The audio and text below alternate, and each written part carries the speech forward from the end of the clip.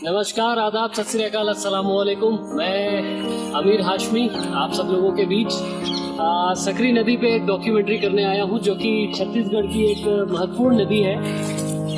सकरी नदी शुरू होती है, आप लोगों ने भोरम देव का नाम सुना होगा। भोरम देव से ऊपर एक मैकल पर्वत है, मैकल श्रेणी जिसे कहा जाता है, उसके बीच से ये सकरी नदी शुरू होती है।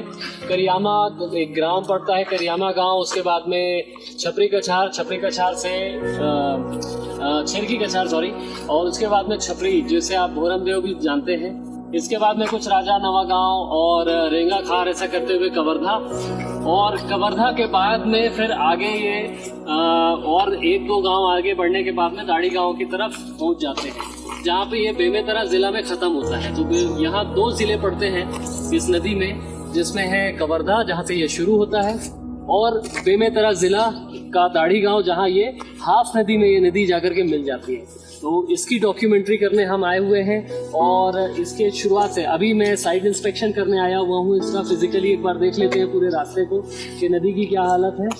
और इसके बाद में करियामा जो जंगल पड़ता है, करियामा के बीच से, मतलब इस नदी के ओरिजिन पॉइंट से जहाँ से ये शुरू होती है, वहाँ से लेकर इस नदी के आखिरी मतलब दाढ़ी ग्राम तक हम इसको पैदल चलते हुए कवर करेंगे आप लोगों के सबके साथ।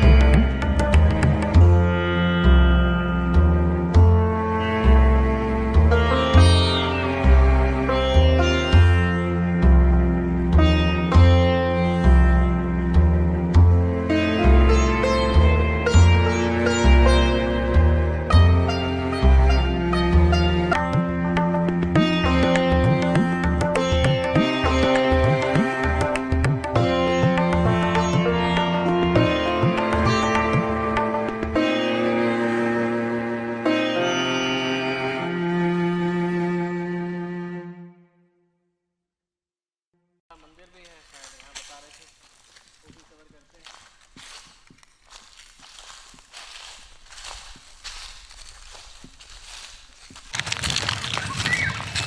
हम लोग आज ये करियामा गांव है, जहाँ पे वन विभाग का चेक पोस्ट भी है, और यहाँ से ही असल में यहाँ कुछ पानी एग्जिस्ट है, जो मैकल पर्वत से पानी नदी चालू होती है और यहाँ पहुँचती है। ये नदी यहाँ पर है, इसको कोशिश कर रहे हैं जहाँ तक चल सके यहाँ से, नदी के अगल बगल से, नहीं तो फिर अप्रोचेबल रोड से जाएंगे। अभी यहाँ पे पानी एग्जिस्ट है करियामा में, और चेक पोस्ट में बताया कि यहाँ जानवर भी आते रहते हैं काफ़ी कुछ, यहाँ पे नक्सली मूवमेंट भी रहती है आसपास, यहीं आसपास कहीं पे एनकाउंटर वगैरह भी हुआ है, जो सूरज भाई को मैंने नहीं बताया था लाने से पहले। वैसे इनको बता भी देता तो ये आ जाते, कोई दिक्कत नहीं। आते नहीं आते, बिल्कुल आ जाते। क्या बता रहे थे, यहीं कहीं गोली चली है करके, क्या फ़र्क पड़ता है। सही बात है, चल रहा है। तो सकरी रिवर है,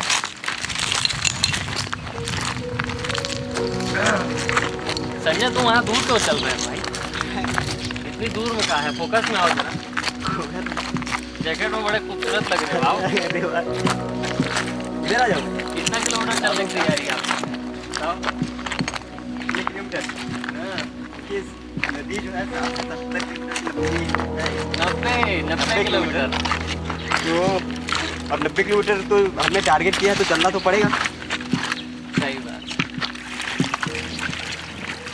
पानी कैसा है भैया पानी का टेस्ट? काफी साफ है यहाँ पानी, मेरे ख्याल से तो मीठा पानी है। यहाँ तक की पानी जो है अब देख लो नदी इतनी बची है। बह नहीं रही है, बहुत धीरे धीरे बह रहा है। अटक गया क्या सूरज भाई?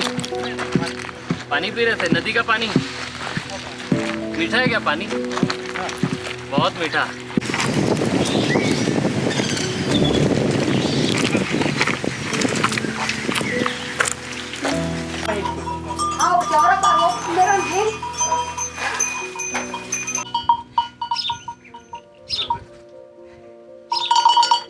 गर्मी में बने सूख जाते तो रोंत रहते, कोनो में रही थे पानी, कोनो में रही थे, कोनो में नहीं रहा। वही गड्ढा से खान के वही में के पीथन पानी झीरिया सन खान के गड्ढा से कुआं का छोटे ऐसा।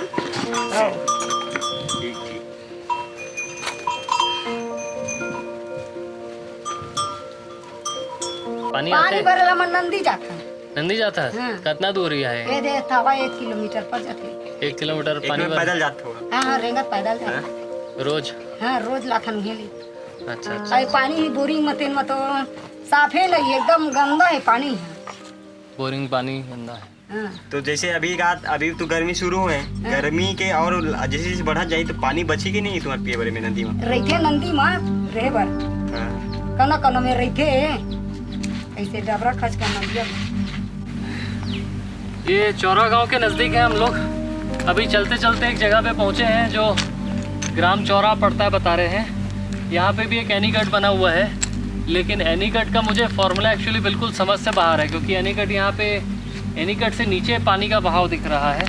और ये ज़मीन जहाँ इससे थोड़ी देर पहले हम जहाँ कहीं थे, लगभग 5-6 किलोमीटर पहले ही हम आगे बढ़े हैं, और यहाँ पर पूरी तरीके से पानी जो है वो ड्राई हो चुका है, और नीचे भी ग्राउंड सरफेस पे भी पानी नहीं दिख रहा है। अब ये नदी पार करके एक और गांव है, चौरा गांव है, वहाँ पर जा रहे हैं, देखते हैं कि क्या गांव में समझ में आता है कुछ।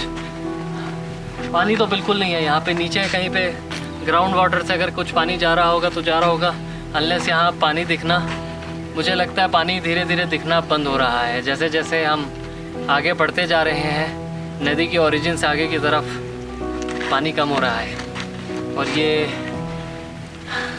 हम सबको फिक्र करने वाली बात है। पानी कम हो रहा है। तोला कैसे लागे हो जावे ना, ये सड़क नहीं है शहर सरी हो।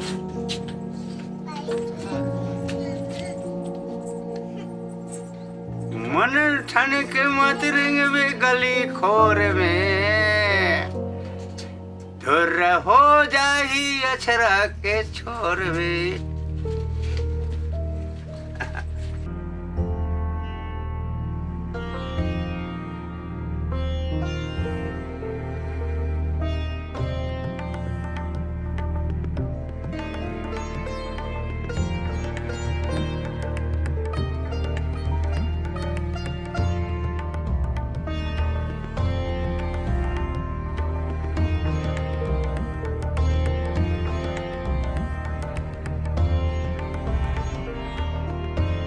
मरही मान चला तो बकरा ये चुनाव का तो कोई सब तेरे तो वो केंद्र से बिगड़ पकड़ा जाता है। वार्ड में यह रायपुर और दुर्ग के बीच में लेकिन बरगद में मारा नहीं भर नाम से है। हाँ नाम से घर बचाओपुर की मारा वो गलत बात, लेकिन यह जगह है तेरे के दे और सुनब लगे देखा नहीं।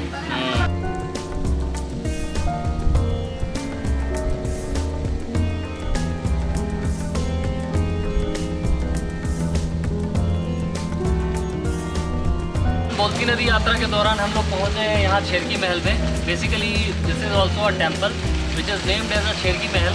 उसके पीछे भी रीज़न है, ये बेसिकली एक शिव मंदिर है जो यहाँ के स्थानीय जो नागवंशी राजा थे उन्होंने इसका कंस्ट्रक्शन करवाया था 14वीं सदी में। तो ये जो मॉन्यूमेंट आप देख सकते हैं, पहली बात तो ये एक नेशनल मॉन्यूमेंट है, और कोरम देव जो मंदिर है, मुख्य मंदिर भोरम देव मंदिर और मड़वा महल, इससे ये थोड़ा सा छोटा है, काफ़ी छोटा है इनफैक्ट। और अंदर में एक शिवलिंग है और साथ में गणेश जी की मूर्ति है। और रास्ते में अभी हमको जाते जाते ही ये मिला तो हम यहाँ रुके।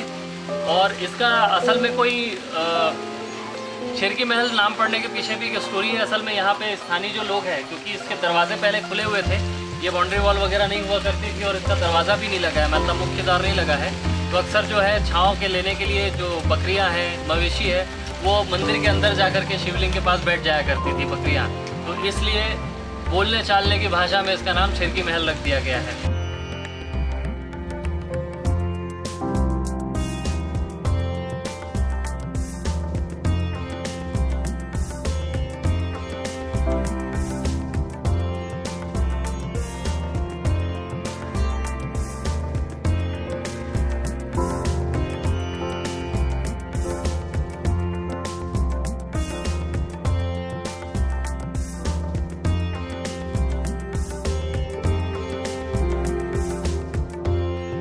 तो अभी मैं यहाँ पहुँचा हूँ भोरम देव मंदिर, जो कि रास्ते में पड़ा है सकरी नदी के। इसके बाद भोरम देव से अब जो हमारा मेन जो मोटिव है, यहाँ से बोलती नदी को आगे लेकर के जाना है।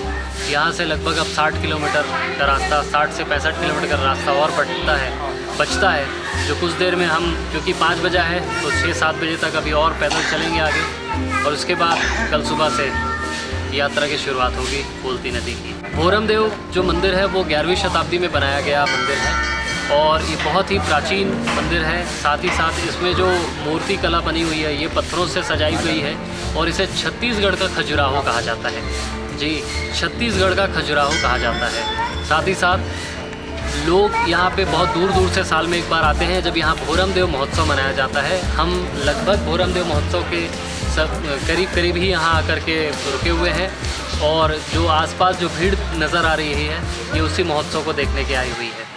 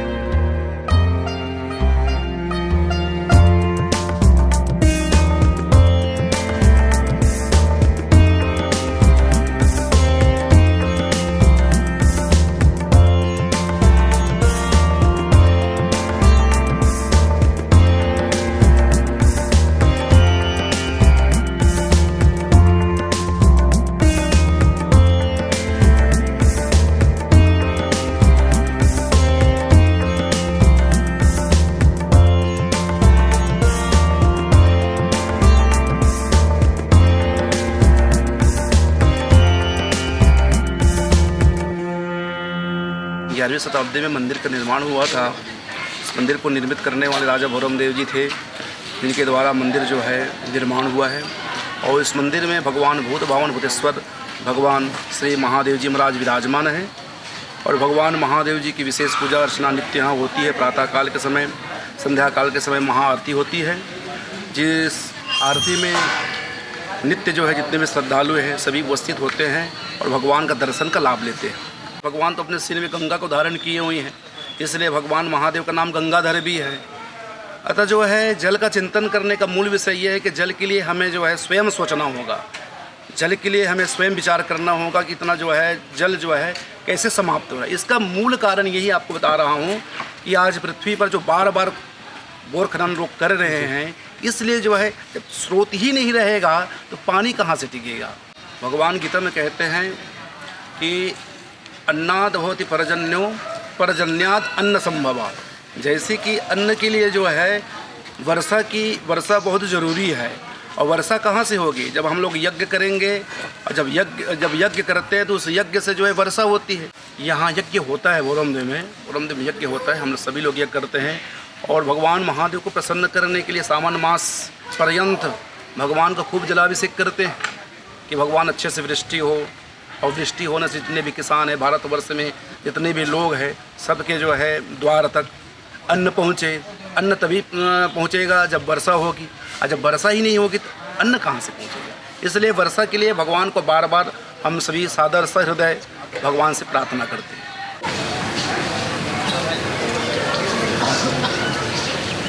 जब हम ऐतिहासिक धरोहरों पर अगर नज़र डालते हैं तो वो कई सारे रहस्यों से भरे पड़े होते हैं। इस तालाब के बारे में हमने कई सारी बातें सुनी हैं। लोग कहते हैं कि तालाब के भीतर जो पहले मंदिर होता है, तालाब के अंदर? जी अंदर। ओके। और इस मंदिर का जो रास्ता था कवर्धा से देखिए 18 किलोमीटर की दूरी, यहाँ से 16 से 17 किलोमीटर। कवर्धा में एक राधे कृष्ण का के मंदिर है। उस मंदिर में भी एक गुफा है। गुफा के भीतर से जो अंदर से सीढ़ी बनी हुई है, उस रास्ते से होकर इस मंदिर में आने का रास्ता था, ऐसा कहा जाता है। कभी कभी कहा जाता था कि इसमें जो मंदिर था वो सोने का मंदिर, जी वो धीरे धीरे जैसे समय आता गया वो नीचे चला गया। ओके। तो उसका रास्ता भी नीचे चला गया। हालांकि वहाँ पे जो हम अगर जाएंगे राधा कृष्ण मंदिर, तो उसमें वो गुफा जो है ताला लगा है, उसका गेट बंद रहता है। उसमें कुछ दूरी तक कुछ लोगों ने जाने की कोशिश की लेकिन जा नहीं पाए कोई। तो उसका बताते हैं कि वो रास्ता जो है यहीं आकर के मिलता था तालाब के अंदर में सोने का मंदिर। जी। This is a mysterious place कि इस तालाब में सोने का मंदिर था।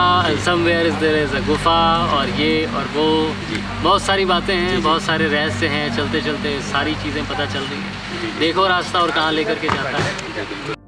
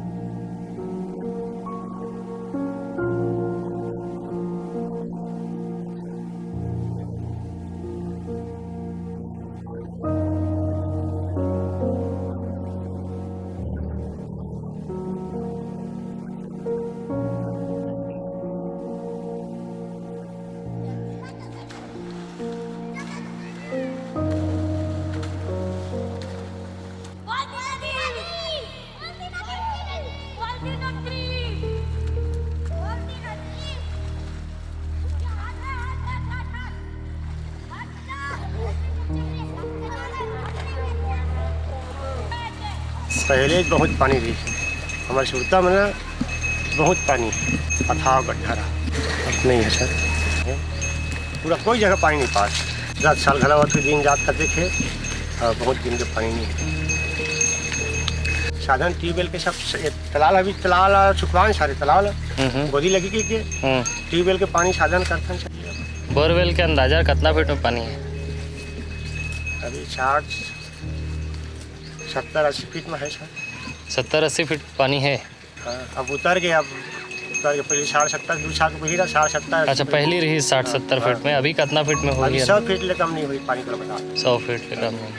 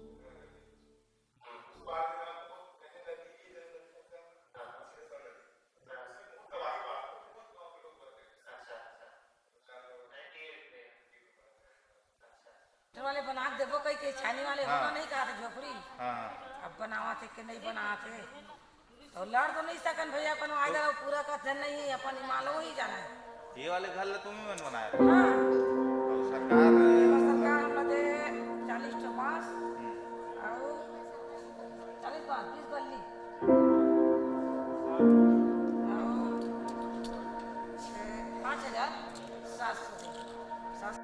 कम से कम छाया ना बेटा कोकरो 5 मंजिल के कोई करोड़ के संपत्ति है और एक आदमी में ना मात्र रहेटा समर्थन रहे ओकर बना ले पन्नी ढाक के वही ओखर लिए महाले समझिए काबर बनी मजदूरी करके रात में आके खाना खाते और छाव में तो विश्राम करते ओतके गरीब सुख और जेकर पास छाया नहीं है ना वो कुछ भी नहीं है। पंछी भी तो पहला भूषण बना लेते थोड़ा थोड़ा घोंसला बना लेते और जेकर पास नहीं है ना तो वो पंछी से गे भी थे तब अब की मैं बहुत सारा जगह रही हाईवे में ना हाथ का दे है तो हाथ के भक्तों का करके इंसान के तो बिगाड़े न है परमात्मा के और एक के नहीं बिगड़े पूरा बस्ती बिगड़े एक बार ना एक समय हम गुजरात में रहे हैं सबकी नींद पड़ गया मोर नींद नहीं पड़ी पूरा बहुत 50-60 आदमी के काम करेला तो मैं घर बना के जैसे एक कप चाय बना के नहीं पिया तुम तो बहुत समय रहेगी वो घर में अत्तन आराम नहीं कर एक कप चाय बना के नहीं पिया नया घर बना के लड़का की शादी कर और जब घर कोई देश से गई और ये थी कि मार्केट गई तो हो गया मुलाकात देश में हाल चाल का है पूरा बाढ़ में बह गए यार खाते कैसे कहाँ तक से आए बताइए यहाँ तक से आए हमारे मन के मकान में एक नहीं है कहीं अब घर मार्केट से आके जब रूम अंदर आके बताइस जब सुने न काम से आए छुटकारा के मतलब 5 बजे 5:30 बजे और सुने न खाना नहीं खाए बेटा और साड़ी कच्चा कर करके अपन ऐसे रखा अब बता अब 2 के है संसार अब एक ही आदमी भी बहुत कठिन रहते और छोटे मोर बच्चा रहे ही मतलब 12-13 साल के सीना में कपड़ा रखा कच्चा तो अचानक मोर बेटा नींद पुलिस ना माँ ऐसे कहते ऐसे बैठे नहीं बेटा ऐसे नींद नहीं पड़े और कहाँ प्रदेश के यहाँ छोटे बच्चा भाई मन के साथ बड़े भाई तो ऐसे ऐसे मुसीबत ला काटे बेटा 5,000 दे दे 5,000 में जिंदगी चल जाएगा एक घर बन जाते 5,000 में सरकार दे बन जाते का मतलब मेन का दी सरकार हा 5,000 पैसा अच्छा और 20 तो बल्ली मने लकड़ी बांध दे 40 तो उतने मकान बनते सरकार है तो हम लोग मदद करे हाँ वोट दो कथे देवाथन वोट धरा दी 500 का 1000 दे हमारे बोले मांगे नहीं जाता ना वो तय देवा थे ना अपने माँ समझ गई मगर कुछ देखना किसान मन के माफ करेंगे तो किसान के तो माफ कर दे कर जेकर 20 कब कहते थे कर और गरीब के एको ही करने वाला का देता है कुछ मिली ऐसे है हमारे छत्तीसगढ़ के रवैया बाढ़ा थी लड़का मन बाढ़ा थे ऐसे कहाँ बाढ़ी ऐसे कहन हम अब 8 बजे रात गन आए पूरा आ गए हमारे घर में कब भर के रहा तो लड़का भर मन घरे नाना रही लड़का मन ए बाबू अटका रही से यही है नोनी मन नाना रही है 5 जन रही नोनी मन है यही पारा काले सब अपन ससुराल गिन है 2 जन नोनी भर के मोर बड़े बड़े के मछली की ना वो पारम हो और मन छोटे छोटे पूरा आगे जाता एकदम गनगन होना तो कब भर के रही मन अपन सो गए रही है 8 बजे रात कंता नींद पर के रही हाँ नींद पड़े में आ गए हाँ 8 बजे रही से अब लड़का मन खेले कूद रही थे दिन भर तब सो भी नहीं हाँ ठीक बात है खटिया के तरी मांगरी से का भर के पानी छोड़ को नहीं लिकाते तरी वाला डुबकी कच्चा इटक तर ही सूट माटी का है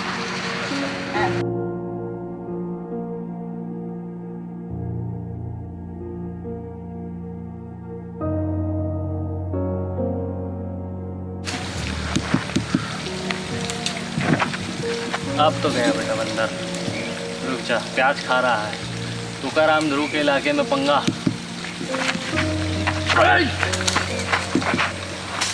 तुकाराम ध्रुव माली है सर। आम है, नींबू, कटहल, जामुन, सीताफल, करौंदा, ये सब। पानी के का व्यवस्था रहते, काम कौन बेला तो बोर से पहली कैसे रही इस पानी की? नदी से भी पहले नदी से। चारा घास के लिए, जानवर के लिए पंचायत में जाएगा, 5 पंचायत में जाएगा, इसको बीज तैयार कर रहे हैं।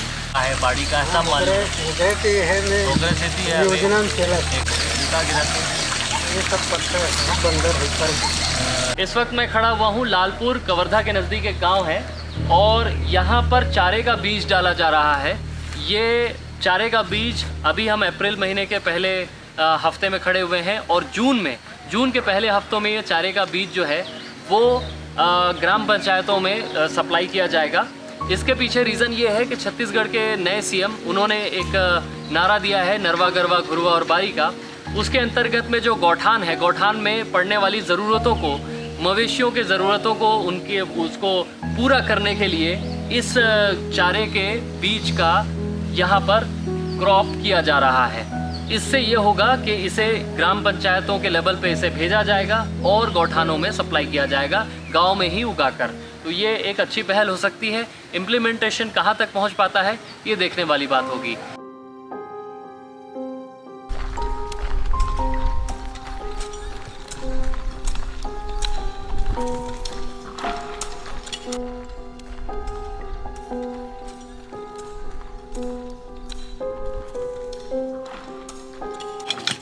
तो अभी जो प्रशासन नया जो काम चालू किया है उसके परिप्रेक्ष्य में है ये। हाँ। नया जो नए मुख्यमंत्री बने हैं आपके, हाँ। नरवा गरवा घुरवा बारी, उससे संबंधित है ये, उसी परियोजना के अंतर्गत चल रहा है। अच्छा, तो ये जो नरवा परियोजना है आपकी, इसमें क्या कर रहे हैं आप लोग असल में? बना रहे हैं सर नरवा को। मतलब नरवा जो ये असल में नदी नहीं है, नाला, ये नाला, ये कहाँ से निकलता है ये नरवा? आगे बढ़ता यहीं कहीं से नज़दीक से ही चालू हुआ और ये नदी में जाकर के मिल जाता है। अच्छा, कितना लंबा होगा ये नाला? 1 किलोमीटर। 1 किलोमीटर है। 1 किलोमीटर का ये नरवा है जो जाकर के आगे सकरी नदी में मिल जाता है। इसको ये लोग 1.5 से 2 फीट तक खोद करके उसको बाहर निकाल रहे हैं। ये गाज को, इस मिट्टी को, या जो कुछ कचरा भी यहाँ पे है, कचरा तो नहीं है लेकिन पत्थर और मिट्टी जो जम गई है, इसको ये लोग बाहर निकाल रहे हैं। बाहर निकालने से ये होगा कि एक तो ये गहरा हो जाएगा, पानी का स्टोरेज यहाँ पे बढ़ेगा और क्योंकि ये नया ताज़ा मिट्टी इसकी खुल जाएगी तो वाटर रिचार्ज होगा।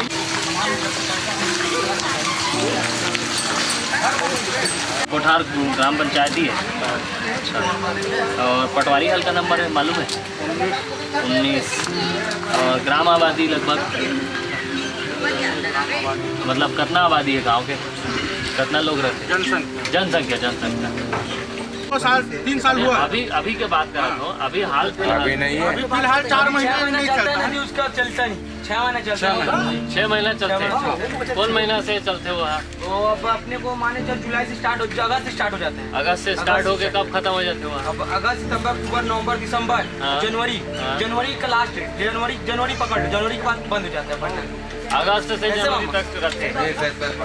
जनवरी के बाद लास्ट समाप्त हो जाता है। जनवरी में बंद भी हो जाता है, मान के चल 20 जनवरी, 25 जनवरी के आसपास बंद हो जाता है।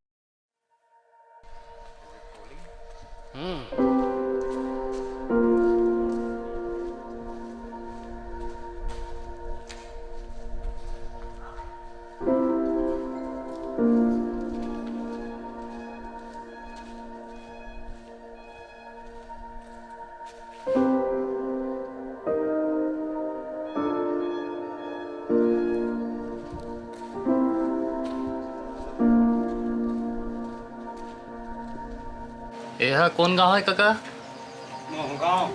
मोहगांव। अच्छा, तो कवर्धा तिलता सूख गए है, तुम्हारे यहाँ कैसे पानी कैसे है? पानी बोर चला था ना, वही बार मेरे चला था बोर। बोर के पानी है और आगे भी सूखा है। पूरा सूखा। पहले कैसे रही इस सकरी नदी तुम्हारा? पहले की बात तो जान तक जेठ बैसाख है, नहाए जाते ना तो इतना गड्ढा पर हाँ, धीरे धीरे कम हो गए। वो बहुत कम हो गए। ये सब काय बोर होइस और वहाँ नर्मदा मैया के उनका बंद हो गया। हाँ। गए नहीं तो नर्मदा मैया के भूल का बंद नहीं हुई ना तो की धार चलते रहा। वो कमरदा धार भाले टूट जाते एक ही चलत रहे। तो एमे और कोई नदी मिलते का अगर पहले में नर्मदा वाला जो बताते वो का है? वो नाला है अने वहाँ मेला हो।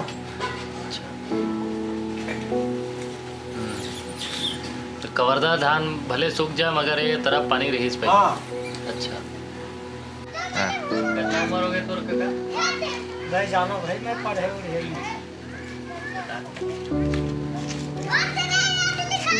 कितना पूरी? 30-35 साल 30-35 साल के हो गया है।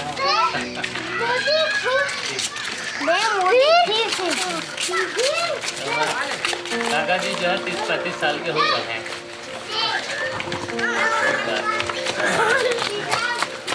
जिस जगह पे हम खड़े हुए हैं यहाँ ये सकरी नदी का ही किनारा है, लेकिन ये जो पानी भरा हुआ दिख रहा है इसे देखकर आपको खुश होने की ज़रूरत नहीं है, क्योंकि ये यहाँ गांव के बोरवेल से भरा हुआ पानी है, जो कि कुछ देर यहाँ सामने और सामने के एनीकट तक ये एक निश्चित दूरी पर ये भरा गया है और सामने एक ब्रिज भी है और ब्रिज के बाद में फिर से नदी पूरी तरीके से सूख जाती है। पानी का जो जल स्तर है वो बहुत ही ज़्यादा नीचे है। अब कवर्धा के से जैसे जैसे हम आगे बढ़े हैं तो एक गाँव तो कुठार एक गांव पड़ा था जहां आसपास बताया जा रहा था कि 1,000 फीट बोरवेल खोदा गया है पानी की तलाश में। लोगों ने खोदते गया, उन्हें ये भी एहसास नहीं हो रहा है कि 1,000 फीट में असल में पानी होता ही नहीं है। अगर वहाँ से पानी जैसा कुछ निकलेगा भी तो वो पानी नहीं होगा, उसमें इतने केमिकल होंगे जो शायद उन्हें बहुत ही ज़्यादा बीमार कर सकते हैं। असल में ये मेरे साथ खेल रहे हैं, मुझे पता नहीं, ये एकदम फ्री हो गए मेरे साथ और मज़े से इन्होंने मुझे तड़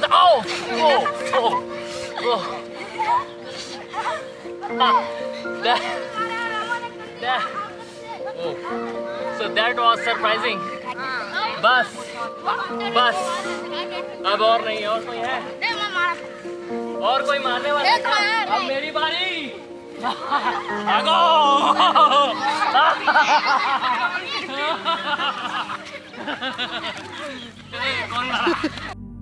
ये वे ग्राम तुम्हार ओडिया फरेगा? ओडिया नहीं है।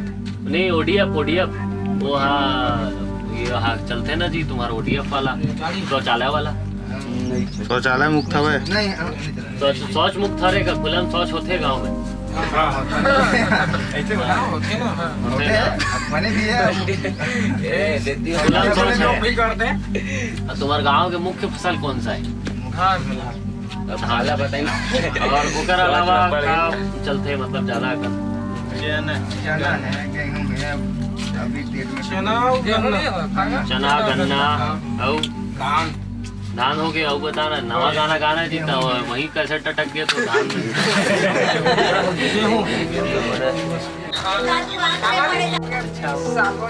भाड़ा टूटी जाते उसने ठेलाए पानी नहीं थे तो इसलिए बोर के गंदा पानी जा जाता। गंदा पानी आते नहीं होते बोर चलते दिन तो इसलिए गाँव के पानी यहाँ जाते हो गंदा पानी जाते वैसे पानी नहीं है ऊपर से। हाँ वही पूछा गंदा पानी है बार गंदे पानी और यदि सब चलाते हिम जाते भी पानी मना हुआ खोरा था। गांव का नाम केसरी है। केसली ग्राम केसली में बैठे हुए हैं। यहाँ पानी की स्थितियाँ लगातार अलग अलग जैसे जैसे हम उद्गम स्थल से आगे बढ़ते जा रहे हैं अलग ही लेवल पे जा रही है। यहाँ आकर के एक चीज़ मुझे महसूस हुई कि यहाँ लगभग 6 ट्यूबवेल है जो मुझे जानकारी मिली, जिसमें से 3 ही चालू है और उसमें से भी एक में कुछ ज़्यादा साफ पानी आता नहीं है। ट्यूबवेल के साथ साथ में दूसरी चीज़ ये है कि यहाँ पर आसपास बाड़ियाँ भी नहीं लग रही हैं। बाड़ियाँ नहीं लगने का एक कारण ये भी है कि यहाँ जो नदी है वो पूरी की पूरी तरीके से पत्थर में है, यानी कि जो नदी का सरफेस है वो पत्थर है और आसपास भी पत्थर है। तो बाड़ियाँ जो बड़ी बाड़ियाँ हम देख रहे थे अभी उद्गम स्थल से वो नहीं लग पा रही हैं। इसके साथ ही साथ में पानी का वाटर लेवल भी काफ़ी नीचे है जैसे जैसे हम आगे बढ़ते जा रहे हैं। तो सोचने वाली बात है इस बोलती नदी को करने के पीछे उद्गम स्थल से यहाँ तक चलने के पीछे जो कारण है वो यही है कि हम ऊपर से लेकर के नीचे चलते जाएं और आपको ये पूरा परिवेश दिखाएं कि जैसे जैसे जैसे हम आगे बढ़ते चले जा रहे हैं, पानी को लेकर के स्थितियाँ बदलती जा रही हैं और पहले से और बदतर होती जा रही हैं। जैसे जैसे हम नीचे चलते जा रहे हैं, नदी और पानी को लेकर के प्रेम कम है, पत्थर ज़्यादा है, कंक्रीट ज़्यादा है और धरती को लगातार बुखार चढ़ रहा है। इसके बारे में अगर हम नहीं सोचेंगे तो क्या किया जा सकता है।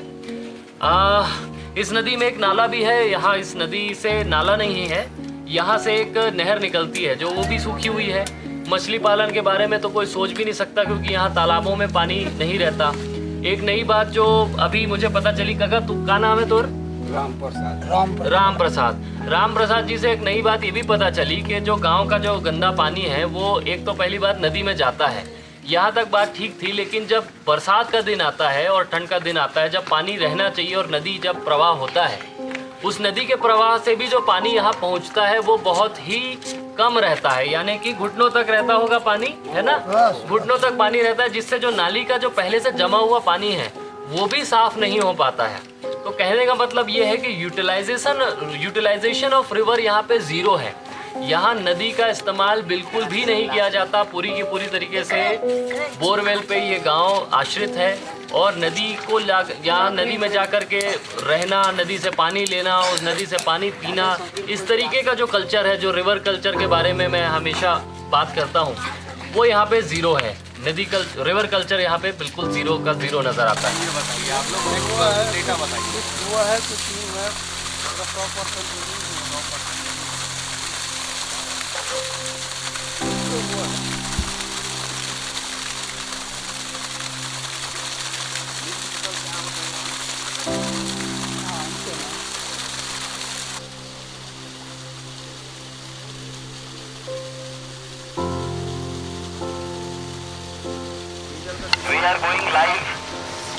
तो लोग तो पानी भी पीते थे। जब साधन वाधन नहीं था ना, साधन वाधन नहीं रही थे तो पानी भी पीते थे नदी से।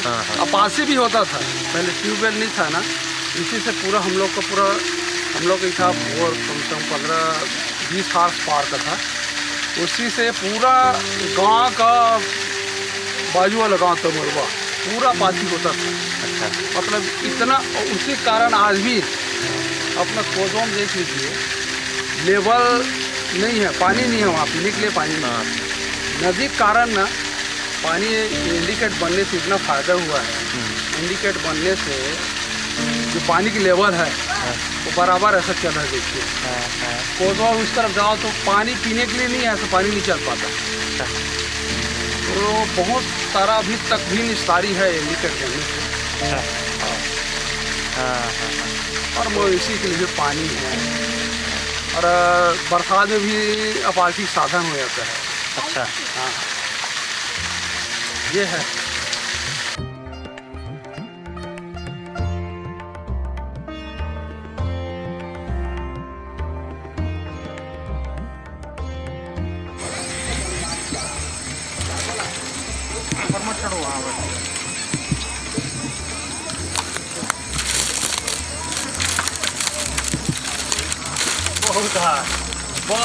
बहुत hard. Oh, I just slipped away.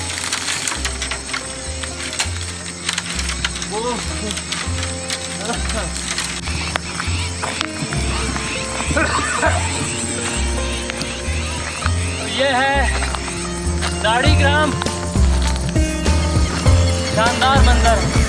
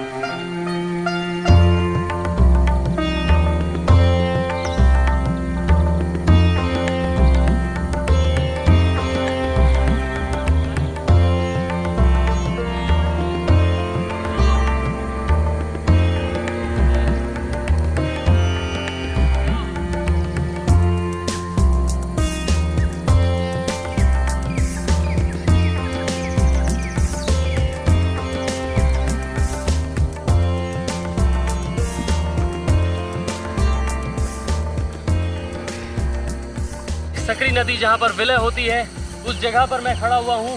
हम 90 किलोमीटर की यात्रा करते हुए सकरी नदी के उद्गम से निकले थे और अभी आप पहुँचे हैं सकरी नदी के विलय पर। ये इस तट पर सकरी नदी का विलय होता है। हमारी यात्रा जो चालू हुई थी सकरी नदी के उद्गम से लेकर के सकरी नदी के अंतिम छोर तक, ये इस गांव पर ख़त्म होता है।